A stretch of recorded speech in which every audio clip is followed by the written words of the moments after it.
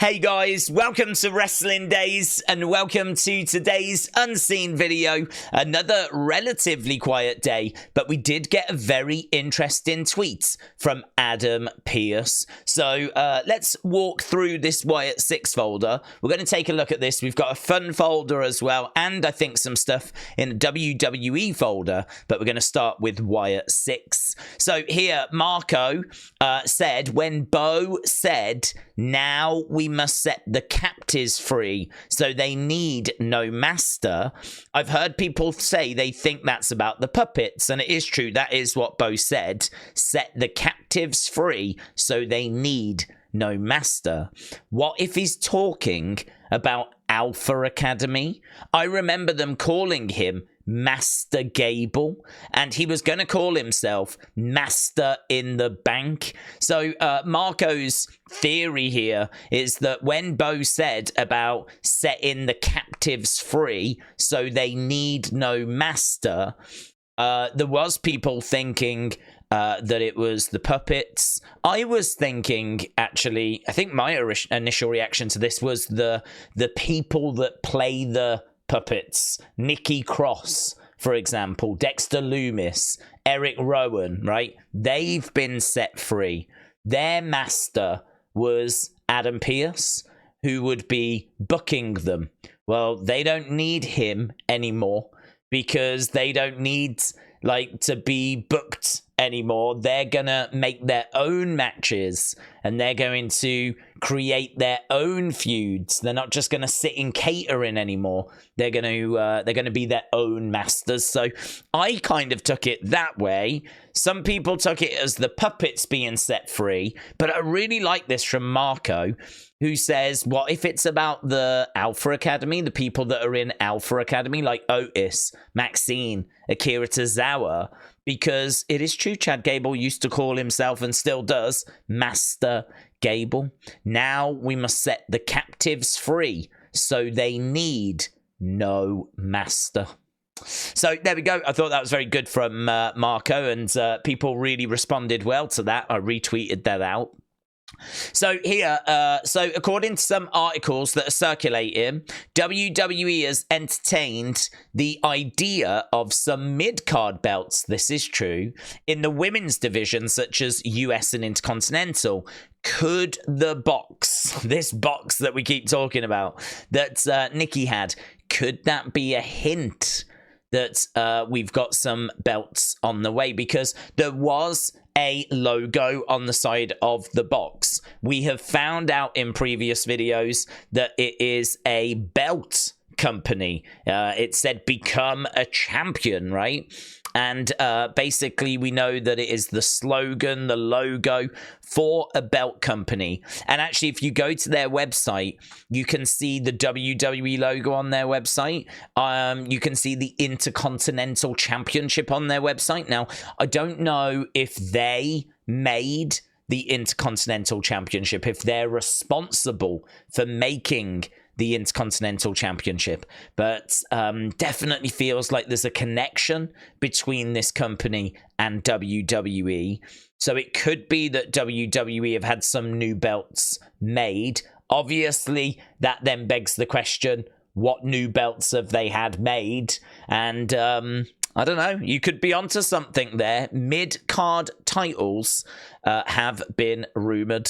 So that's a very interesting thought that they've used that box. Could that actually now turn out to be an Easter egg once again? Very interesting. And this is the main one I wanted to talk to you about. So Adam Pearce says the worst thing you can do for those you love is the things they could and should do for themselves. Now, Adam Pearce does tend to put out these kind of life advice, positivity type posts. So it's very difficult to know as to whether it's just a very general, generic kind of, you know, have a good day, here's a piece of advice type post, or is this just a little bit of an insight into what was discussed in that meeting? People want to know, what did Adam and Chad discuss? what was brought up in that meeting?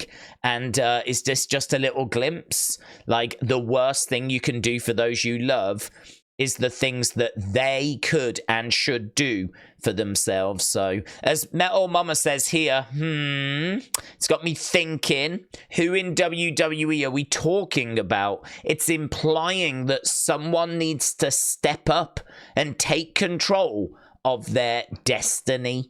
Looking forward to seeing how this unfolds. So, you know, obviously I'm naturally going to think Wyatt 6 because Adam Pearce just had a very high-profile meeting with Bo. And, you know, it could be that he feels love for Bo, you know, a real connection with Bo because of Bray passing away. So the worst thing that you can do for those that you love is the things that they could and should do for themselves. Is he going to give Bo a degree of freedom so that he can do things for himself? You know, it's very interesting, that. Very interesting. So an Adam Pearce tweet that's kind of, that we've been chewing over. There was a Nikki Cross one as well. Let's have a look, see what we can. Oh, that's awesome, by the way. Look at this. Cricket Ace 43166 says, just found out, shout out for my dad, found an OG shirt. Look at this OG shirt. Look at that. Follow the Buzzards, the Wyatt family OG Wyatt family shirt, which is just amazing. Looks awesome. But here it is. 7 hours ago, grief is the price we pay for love. So that's come from Nikki Cross, that's tweeted that out on her official account. So that was, you know, that's what was said in the vignette. So this isn't anything new. This was actually mentioned the other day in the vignette. So, but just any time that like the Wyatt 6 or Nikki or Rowan or anyone posts anything out, it's worth obviously taking a little look at. So that was all the Wyatt 6 stuff. Not loads, but a few little things to kind of chew over. Here in the WWE folder, yeah, this is interesting. Dylan said, what do you think? So if we actually pause this here, look, she says something to Dominic, right? And then she's like, yeah, okay. So Melissa said, when she gets in the ring, should I just go? Dom nodding yes. Imagine if they knew Rhea was coming out this whole time. I actually think they could be talking about that, right? It could be that she's saying, right, when Rhea comes out, shall I just go? And this really could be something that we're not meant to see. This could actually be that this was not meant to get picked up in cameras. This is just the two actual performers working out how they're going to play out that moment when Rhea returns. So I don't know that this is part of a storyline. It very much could be that we just were not meant to see this. So it's hard, isn't it? I don't know. I mean, she could be in character saying, after this match, should we go and get a bite to eat? She could be saying that. Or she could be saying, when she gets in the ring, should I just go? Referring to the fact that Rhea is making her way down to the ring in a bit. So, very interesting. Not sure if we were meant to pick up on that. And I can't make it. I'm not a lip reader, so I can't make out enough to be able to tell you what she actually said. Here's Sportskeeda Wrestling. So Bayley showing appreciation for the love triangle between Rhea, Dom, and Liv. So I think the stuff they're doing with Liv, Rhea, and Dom right now is such good stuff that I wish we could do more of this in the women's division, where it's not always based on a championship. So that was something that Bayley was talking to Cody about, because Cody has this new, like, talk show on WWE socials, which is called What Do You Want to Talk About? And they seem to get really stuck into like the women's division and women's wrestling. So Bayley says she's loving this and wishes they could do more of these kinds of stories that don't revolve around the title, even though this one sort of does actually, but you get a point. Right, Sportskeeda saying Ronda Rousey has put a comment out there, right? She was asked, what do you think about WWE? And she said, well, I think anyone is better than Vince McMahon. The only place you can go is up. So she is not a big fan of Vince McMahon. So Ronda Rousey with a few comments, and talking of Ronda, there she is front and center, because this was the Evolution show, which never got very well received, to be honest. I mean, I think people enjoyed the actual show, but it's always been reported that the ratings and the reception was very, very muted. But I don't think they built this show up very well. I really don't think they were very committed to this show. I think if you was to like really build it, put on some really juicy matches, that could be really interesting. So Bayley wants another one. She wants Evolution 2, right? This was the all-women's PLE. So she said, yes, why not? Like we were just saying, there's so many women. The thing about the first one was we had so many girls from NXT, which they got to showcase on a bigger stage, but they had so many women from the past. It's kind of like the first one. Let's whoosh it over. It's kind of like the first few Rumbles. They had a lot of women from the past because we didn't have enough women to fill up the matches, but now we do. I think it would be so cool to give everybody on Raw and SmackDown a part on that show, Evolution 2. You can bring girls in from NXT. We just saw Jordynne Grace on NXT, so TNA girls, whatever that connection is there. We can bring different girls, and you can bring some people from the past if they're up for it, to do a little something. We've got a stacked roster.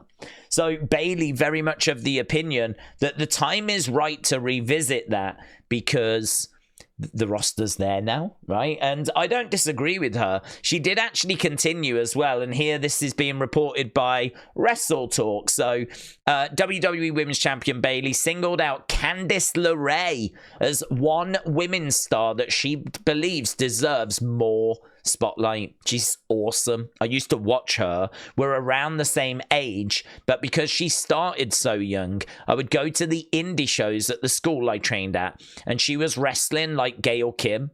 I looked up to her as far as being on the indies and being a girl from California. She was in SoCal. I was in NorCal. How's NorCal?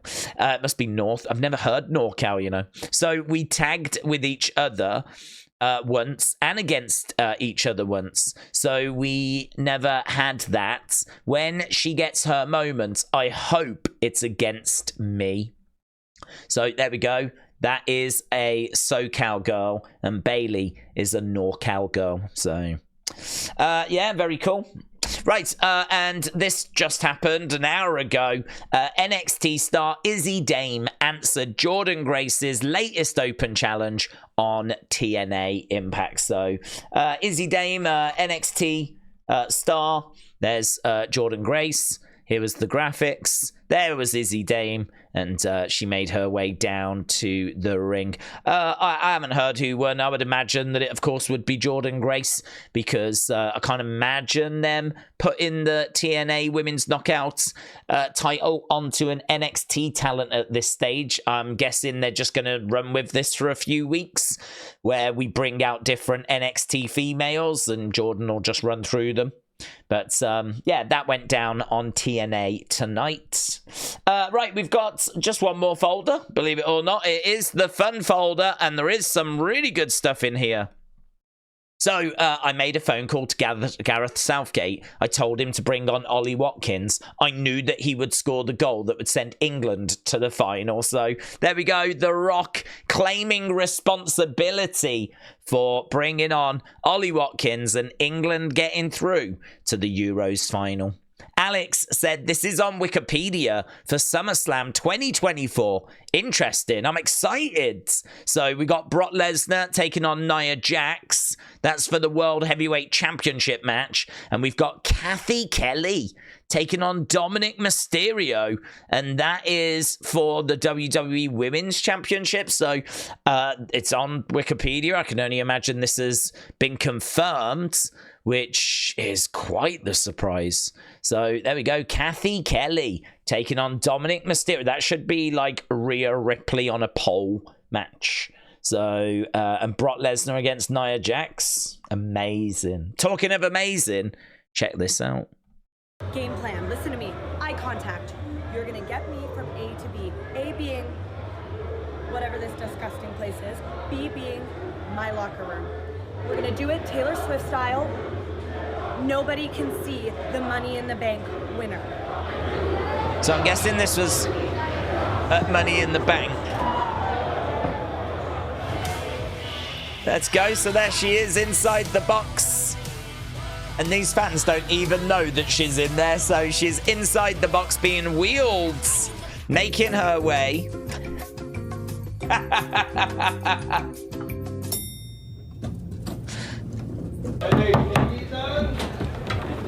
Oh, boys, we've made it. Go get me vanilla scented candles, stat. The rest of you, shoo! Bye.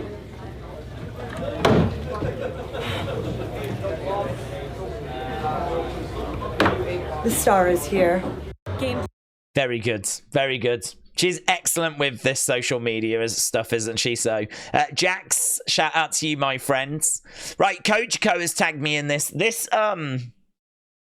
is a bit difficult, to be honest. This one's this might have gone in the wrong folder. This is gonna hit you in the feels a little bit. Let's hit play. You'll see what I mean.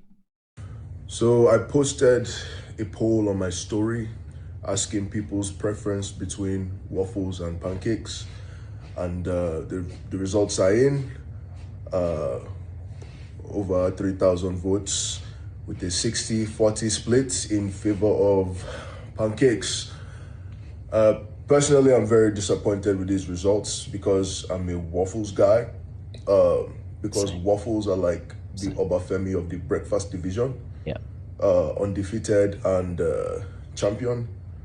And there were some people trying to bring French toast into the mix. They were DMing me, what about French toast? That's a silly thing to say. We're talking about two titans of the breakfast division. You're telling me about French toast. That's silly. But disappointed. Pancakes for the win. But it is what it is. I did warn you. Very dramatic. Very close, though. So, you know, Waffles, they do live on for another day. But it's a tough one to take. It's going to take a while to get over that one.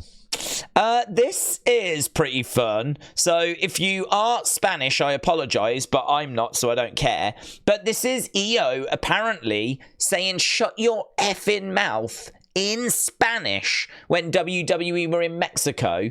I think my favorite part about this is she seems to be saying this in Spanish to a child.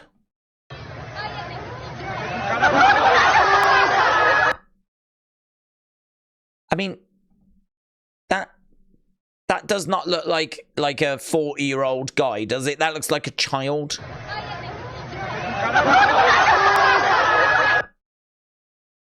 I mean, it's been very well received. It's been very well received. Imagine going up to a kid in America with their parents there going, shut your effing mouth. I don't know if everyone behind will be like, oh.